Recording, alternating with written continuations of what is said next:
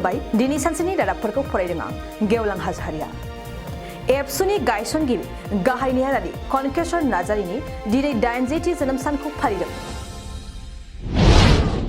उदालगुरि जिल्लानि बर' बाजार गोजौ फरायसालिया दिनै सिगांग्रो सनाथि मायथाइ फोरबोखौ खुंफुंदों।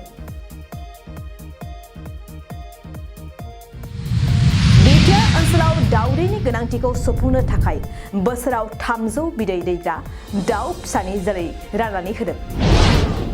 उदालगुरि जिल्लानि सिङाव थानाय खैराबारि सेरजा हारिमु हानजाया दिल्लीसिम थांनो साखाफारा जाबाय। भइस अफ बड'र सिंगिं कम्पिटिशननि उइनार लाइथुन नार्जारिनो गोदान बोसोरनि अफार होदों फैलाजे बरगयारिया। भइस अफ बड'र सिंगिं कम्पिटिशनाव देरहासार जानायलाय लाइथुन नार्जारिखौ राबां दख'रा एबसुआ बरायदों। मानास नेशनेल पार्कनि बासबारि रेन्जनि साखाथियाव थानाय गियाटी गामियाव अटल रेजर्ट बेखेवदों।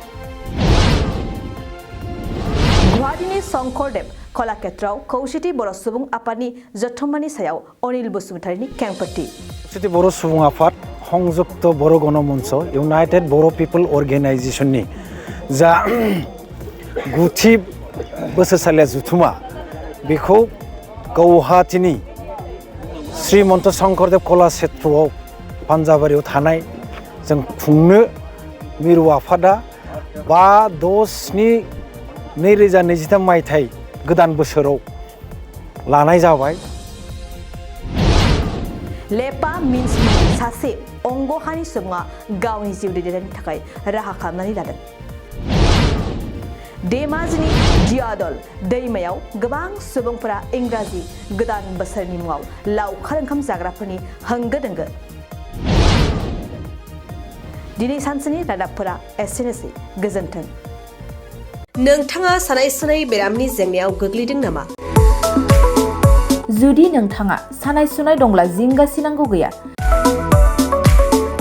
चिरां जिल्लानि बेंटल गेट साफागुरियाव दायो एसआइ निउर' थेरापि सेन्टार दंसै।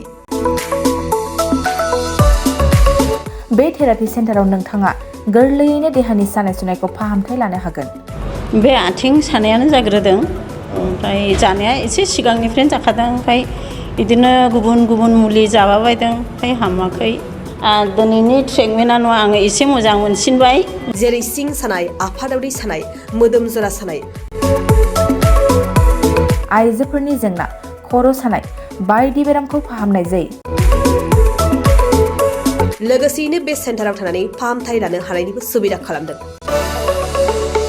नोंथांमोनहा एसआइ निउर' थेरापि सेन्टाराव फाहामथाय लानो गोसो दंब्ला नैबे मबाइल नम्बर 7620160459 नङाब्ला 9476977956 आव थोंजों सुलाद लानो हागोन।